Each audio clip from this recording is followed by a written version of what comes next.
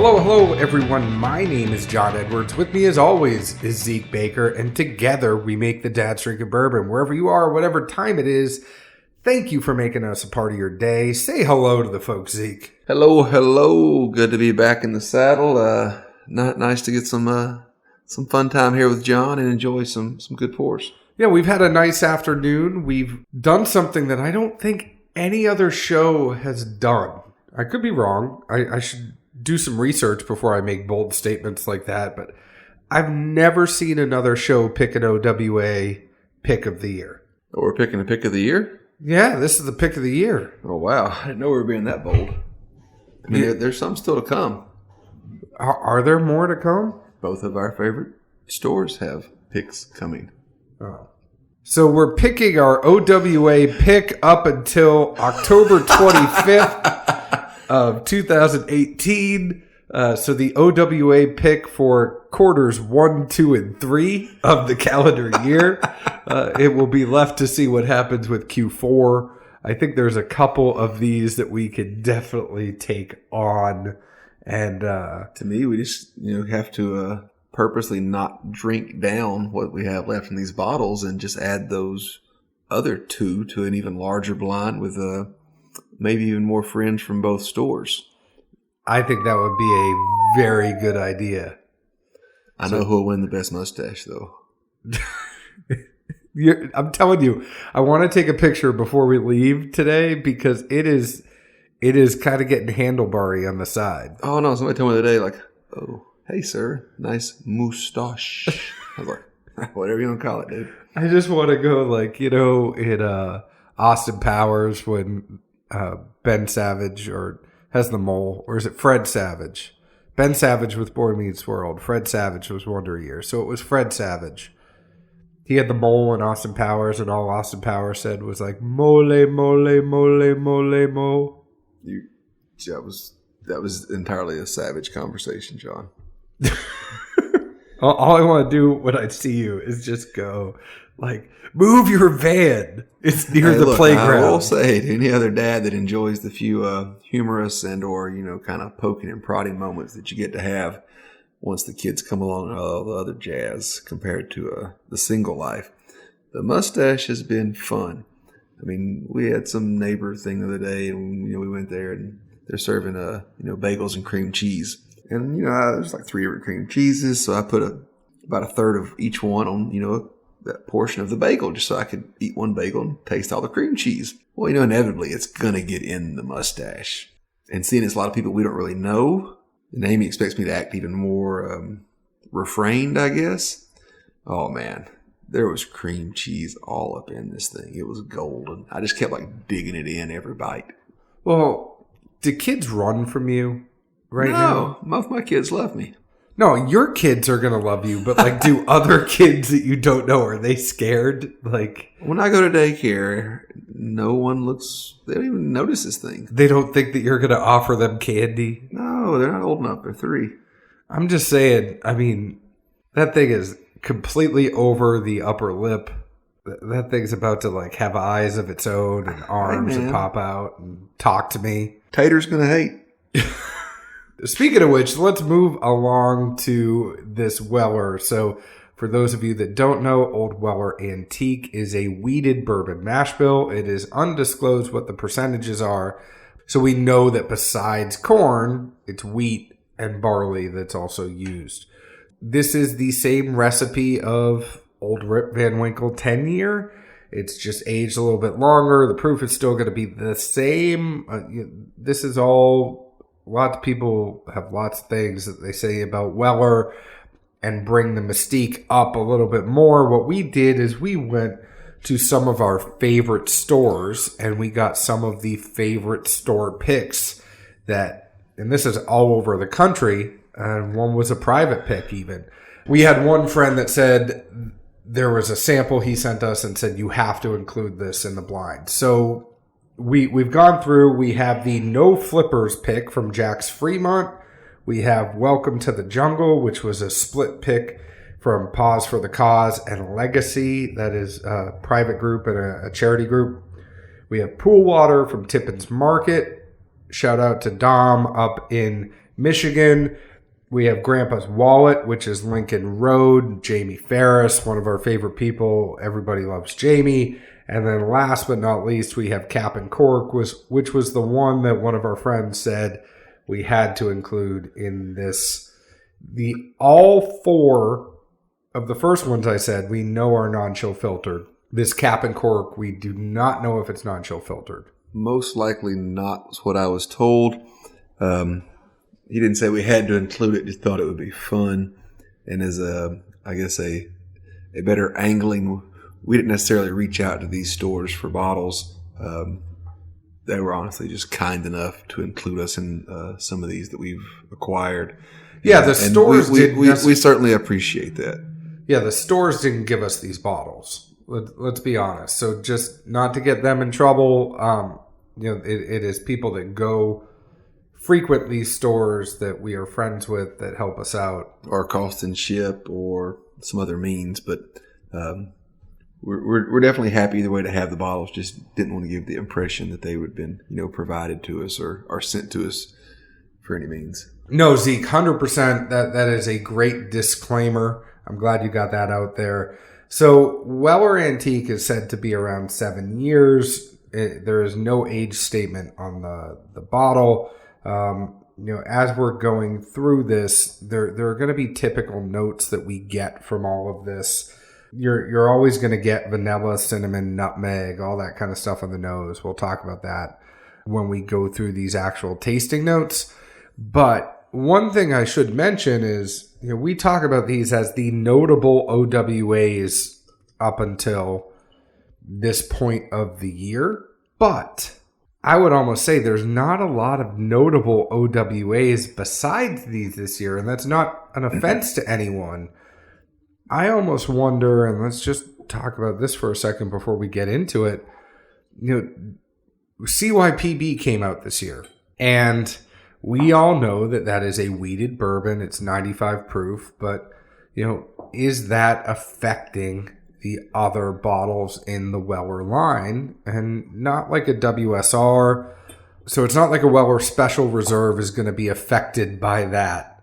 But would a Weller Antique store pick? Because, those are the things. Weller 12 is not going to get store picks out of it. Occasionally you get a Weller Special Reserve store pick, but the picks really come from Weller Antique. Do we think that because CYPB was released this year that it has had a negative effect on the selection program for Weller 107? I mean, I don't know about but I've been harping on this for a minute. Granted, we haven't been able to get together and do a show, but I know there's a few guys out there that we message from time to time and whatnot, or I message. But to me, all signs point to, Buffalo Trace really pulling all the cherry barrels they had. I mean, not all of them per se, but a strong number. I don't know how exactly big that small batch, quote unquote, of CYPB was, but it does have an 8-year age statement.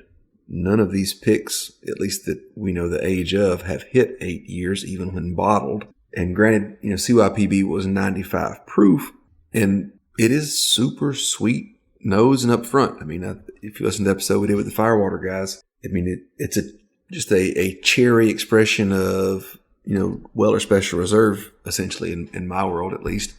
But, I mean, I really think for them to be able to get that 8-year age statement on the back of that label, and for as big as what I assume that, batch or blending was, I mean, I really think somebody went through and tasted a whole bunch of barrels and said, hey, we're going to make this really good and sweet. Because, I mean, it is. It's just a super sweet, but at the proof point, doesn't have a whole lot on the back end.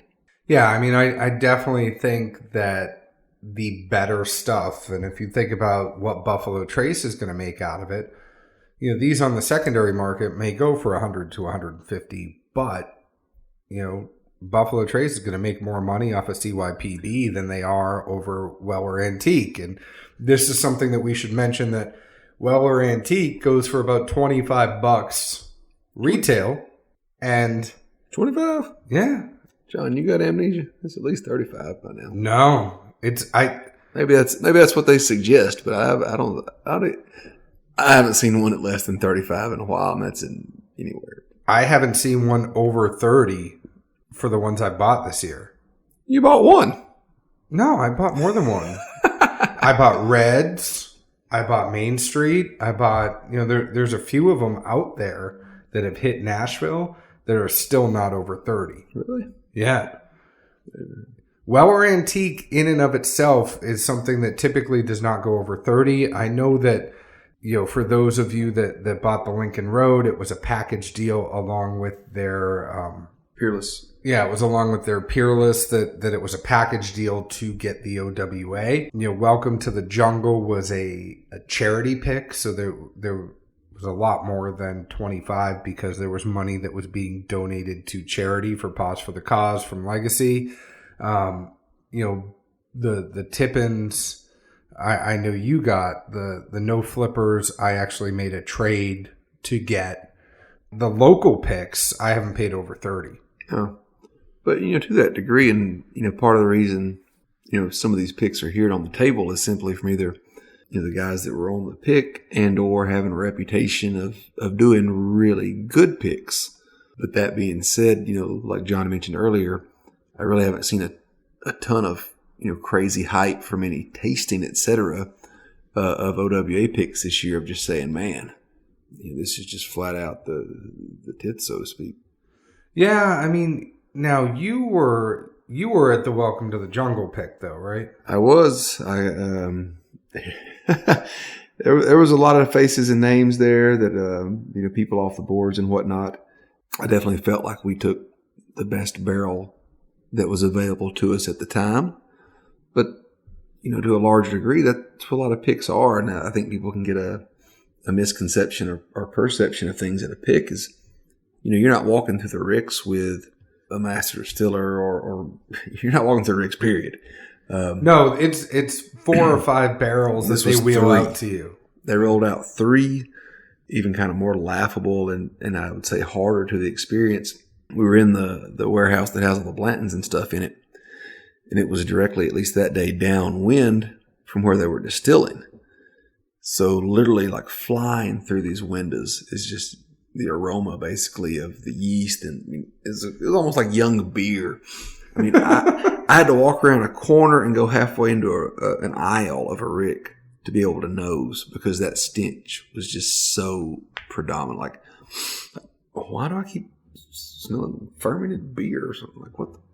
Well, and a lot of this, right, and that's a great point that you bring up. A lot of this is going to be, how well do you have a connection within the distillery determines what barrels they're going to pull out. And, distilleries will say that they just kind of pull out randomly some for everyone, but we do know that, if you have a really good relationship with them, there's some that they've had their eyes on that, or, there are certain types of things that you might be able to get over other things. We know that some distilleries, you take Russell's Reserve or Four Roses, there are warehouses or recipes that people are seeking to get picks from, or they might be able to go to more than one warehouse and try different things from that. Buffalo Trace is much more rigid on their barrel selection program, and that's not a knock against them. It's just like, hey, this is what we have. You have these 3 barrels.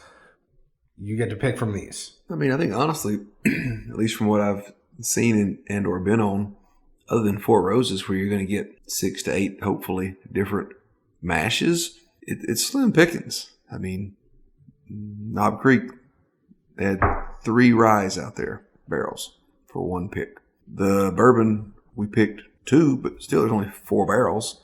This pick, there was 3 barrels rolled out. And I'm sure for the stores that are fortunate enough to get multiple barrel picks, it would at least seem to me they have been less enthused recently with those picks, because you now see some stores doing micro batches. I think it's the term they use, which I assume, they take the 2, 3, 4, maybe even 5 barrels they're allotted, and they're just simply putting them all together on their own, or telling, Buffalo Trace, hey, just put these in a small vat, let's bottle them all. I mean, at least to me, It's like whatever the Blanton's slogan is, the power or the amazingness of a single barrel and whatever it says.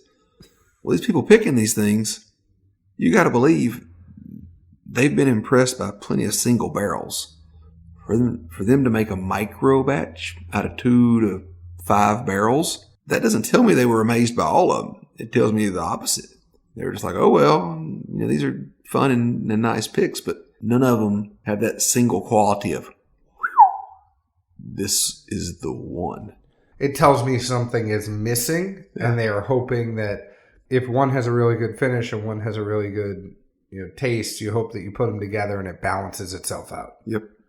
And that's really what you're looking for at the end of the day. So, we have these, I could go through, they're all 107 proof. So there's nothing really to talk to discern them. I want you to know that when we rank these, it's nothing on the stores because Zeke laid it out pretty perfectly. It's, each store is going to get 3 barrels that come out and they're going to pick the best one they have on the day. We just want to tell you, we figured it would be a little fun to say what's our favorite one so far this year to October 25th, our favorite OWA pick that's come out so far. Sounds like a good plan. Let's fast forward that tape. We're going to go ahead and do a little bit of a tasting. We'll be right back. All right, and we are back in the break. We tasted 5 different OWA picks that have come out so far this year. We tasted No Flippers from Jack's Fremont, Welcome to the Jungle, which was a split barrel between Pause for the Cause and Legacy. We tasted Pool Water from Tippins Market. We tasted Grandpa's Wallet from Lincoln Road, and we tasted Cap and Cork. Now, you and I have very similar situations in which... And I completely forget the order that you gave me. So I'm going to need you to give it to me again in my 1 through 5. But we had very similar situations in which one stood out to each of us for different reasons. And then the rest of them, it was kind of like we had one favorite and then the rest were all good. Yeah, we really got to a point of splitting hairs for the most part. And John and I are sitting there counting each other and, 2 and 3 times working back through these glasses. And he says, well, I at least know which one's my favorite. I said, me too. The rest of it's splitting hairs. And anytime I write down a number for one of these, then I taste the other one and, it shifts up and down, whatever. So for lack of time and he and I sitting here and scratching our heads in other parts of our bodies and only getting more confused, we thought we would share notes for everything we had and then also say ultimately what we thought was the best. And, again, rankings like this, it's also hard to say an order for everything because simply the margin of error is so significantly less. I mean, this isn't day and night difference. This isn't, rank on a scale of, 50 to 100. One's 50, one's 100. All these are hitting well in the 90s. No one's going to complain about having any of them. Honestly, we just happen to be fortunate enough to have these at our, enjoyment and just wanted to share. No, I mean, you hit the nail on the head. I'm very fortunate to have tasted all of these. I think these are very, very good OWA picks. I would not be sad to have any of these.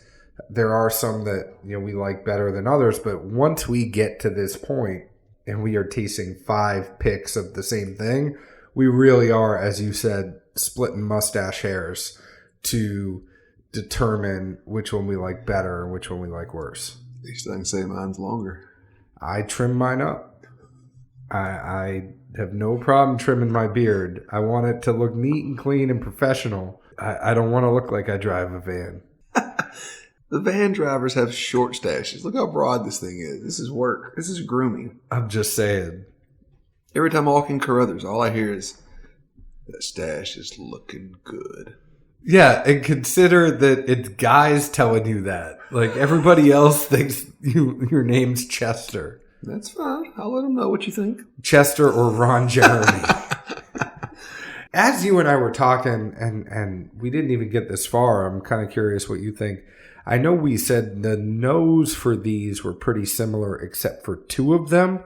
For me, the noses that actually stood out, and they were the ones that I had stars next to, I said the Legacy nose stuck out and the Grandpa's Wallet nose stuck out. So Welcome to the Jungle and Grandpa's Wallet, those were the two noses that I thought were a little bit different than the others, because everything else was vanilla, cinnamon, nutmeg, your normal stuff. Those were the two that had a little bit of oak on the nose and a little bit dark, maybe had some chocolate notes to it. Just something that was a little bit different than the other ones. I will say that the nose on the Jacks shifted after a while, but those noses that were very, very consistent for me were Welcome to the Jungle and Grandpa's Wallet. Laughably, at least, because honestly, John and I don't really share notes. I hide mine like a little kid in 5th grade, if anything, from him. I had the similar experience. I thought 1 and 2 was a toss-up between the best nose. It was a good balance between the amount of alcohol versus the amount of aroma that came off and everything from that. I thought that the Lincoln Road Grandpa's Wallet had a darker aroma tone to it. I mean, it seemed to have a darker memory in place. Whereas the Legacy, the nose on that one, it really seemed to be a much sweeter nose, much more candies and other thing. Whereas the Lincoln Road, I would just go like, dried fruits or something. So it's funny that you say that. And it's really funny you say that, because my tasting note, and this is a perfect reason why palates are subjective. I think you and I get the same notes a lot of times, and I don't even think we've talked about this on the podcast a lot. I think you and I get the same notes a lot of times, but we just have different likes. So my notes for Legacy, and I will tell you that Grandpa's Wallet, if I had to pick a second, that's probably the second one for me. But my notes for the Legacy Welcome to the Jungle were, it was so creamy. It was the creamiest one that coated your mouth the most. And I said, vanilla, butterscotch, caramel, candy. It is like the chewy nougat candy filling when you bite into a candy bar. Or just something that's just going to coat your whole mouth. And I had the most kind of mouthfeel experience with that Legacy Welcome to the Jungle over the Grandpa's Wallet from Lincoln Road. And again, this is splitting hairs, because for Grandpa's Wallet, for me, I said it had nice spice. It probably had the nicest spice out of all of them, and it actually gave a tingle. And then I got leather, butterscotch, and it lingered nicely, but it was a dry linger. And that's kind of the differentiators between the two. So one kind of like stuck and it was chewy in my mouth, where the other one kind of was a little more dry in my mouth, but I enjoyed them both. I'm going to go the opposite direction and say it was the fact that we had 5 of the same bottlings. Kind of led us down the same path, just because, I like looking at our notes, but they're always funny. For me, the Lincoln Road, palate-wise, I thought it was a little faint, honestly, at first. And then I got some really interesting blend of cherry and honeydew, which kind of went against the nose, but the lack of any kind of oak that was there, the nice sweet between candy plus fruit, plus really a strong nose. That's why I overwhelmingly okay, I can pick a winner. I can't rank these 1 to 5, but Lincoln Road out of these 5 takes it for me, and then I'm confident and comfortable saying that. So Zeke, as we're going through this, right? You gave your notes for Lincoln Road. I gave my notes for both Lincoln Road and Legacy. What do you think about that Welcome to the Jungle pick? The Legacy Welcome to the Jungle, I thought the nose, again, that and Lincoln Road were my top 2. To me, this one was much sweeter. When I got to the palate portion of it, it took a minute for me to really get into it, so to speak.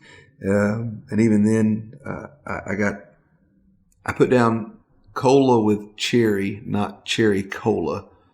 Just simply that makes sense, as in it wasn't like a cherry forward tasting, but it was a cherry cola-ish. I don't know. Sorry, that's kind of quirky, but I put one in front of the other instead of vice versa. No, that's fair. That's fair. Moving on, these other ones, they still weren't bad. I like the Tippins pool water. I liked it for me because it almost had a little bit of chocolate in it, but I got oak, tannins, leather, but I almost got a little bit of chocolate in those tasting notes. What about you? I thought nose-wise, it was just much more alcohol forward. I put alcohol ahead of the sweetness. I mean, it was, a 1-2 punch, but that alcohol definitely hit you first. And then tasting-wise, it was somewhat thick. Got some singe out of it. A little bit of that cherry Ludens flavor, which, find in a lot of the OWAs. I did pick up some oak toward the back, and that seemed to be there a little more, which I guess, looking at this, all signs would point to balanced. But I guess in whatever reason, at least especially tasting all these together, that range of balance was much more broader than, struck my fancy, at least this particular day anyway. Yeah. Moving on to the Jacks, though. The Jacks, the nose shifted for me after a while, and it was one of those ones, and I love shifty nose and shifty palate bourbons because gives you fodder for discussion, but this was probably the one that tasted most not like the others. This was probably the one that was a little bit of an outlier to me, and that's not in a bad way. I really, really like this bottle, and I'm so happy I have this bottle, but it was probably the one that was most off from the other ones. And if you're thinking about off-profile Wellers that have come out this year, this is probably one of the better ones of what we've seen. And I definitely agree that you like this bottle. I think you sleep with this in one hand and, the barrel head in the other. I wish I had the barrel head, but there are plenty of other people that are better than me that have picked this bottle. Oh, I meant the dad's barrel head. Sorry. Oh, no, yeah. I think those two things are equally as close to your body every night. It's funny. I didn't think of it being off profile, honestly, working through it. I put down nose, much less aroma and alcohol, and this was after the pool water, which probably even provided more of a stark difference. Tasting-wise, got some sweet sin in there, which is kind of funny to get that, considering there's no rye and a wheater. Also got a good cherry flavor, some singe kicked up. And then on the back end, honestly, I got corn out of the back, no oak. It wasn't young corn, but that was definitely, where I would equate that flavor to. So, I guess in jest and looking at these notes in retrospect, I would have to agree it was the most off profile of these. And again, just, it just moved in a different path. So the cap and cork, I find it funny because we know that one is most likely chill filtered. And my note for this one was probably the thinnest tasting out of all of these, predominantly vanilla and leather. But it was the thinnest to me. And I know that some people say that chill filtering doesn't really affect taste, but for whatever reason, it could just be that this bottle is, this barrel was a little bit different, but it was probably the thinnest tasting to me. Nose-wise, for me, I thought it was a little faint at times, but also it was a very sweet nose. Tasting through it, I had a similar experience. It took a sip or two to pick it up and see what it had to offer. But then once I got into it, it had some sweetness, had a little bit of oak here and there. But the oak wasn't at the back. It was more toward the middle front. And they even picked up what I felt like was, malt toward the back end. And at least to me, when we originally tried to rank these as far as a 1 through 5 perspective, I just kept wanting to give this a 3 simply because I felt like it was a middle bottle, so to speak. It didn't wow or impress or knock my socks off in any single direction, nose or palate or finish and whatnot. But if I was wanting to show somebody, why people glamour over OWA Picks, I felt like this is it. And, broad spectrum, it would hit more palates than maybe some of these others, just depending on the person or the mood. That's a fair point. But all in all, I think these prove that there are still some good OWA picks that have come out this year. I would like to just give a round of applause to all the people that made these picks, because I do think they are all good picks. I'm happy to have had them. But, you know, I kind of lean more towards that Welcome to the Jungle and the Grandpa's Wallet. I would probably put the Jacks and Tippins tied for third and that Cap and Cork fourth for me. Oh, funny you picked the Legacy number one. At least one of the guys that was on that pick usually has a good palate. A broken palate. John, that's your logo. No, that's your logo. It's a staple now. John Edwards and the Broken Palate Club. I don't know why you think that. Nobody else thinks that. You're the only person that thinks that. But if I want to keep, every time you say that, I just want to look at you and say, stop trying to make fetch a thing. You know? One thing that you can make a thing is join our Facebook group, Dad's Drinking Bourbon. There's like 1,400 people in it now. It's a great place that you can go to interact with us, talk about the show, talk about what you're drinking that night, talk about any questions you have with bourbon. It's a very welcoming community, but, you know, we do razz each other a little bit. Go ahead and go on that. Find us on Facebook at Dad's Drinking Bourbon. Find us on Instagram at Dad's Drinking Bourbon. Find us on Twitter at Bourbon Dads. You can find this podcast on Apple, Google Play, Stitcher, Podknife, TuneIn, TuneOut. You can find it on YouTube, Spotify, iHeartRadio, all the different Stitcher, all of the different podcast apps. Whichever one your favorite one is, we are most likely on it.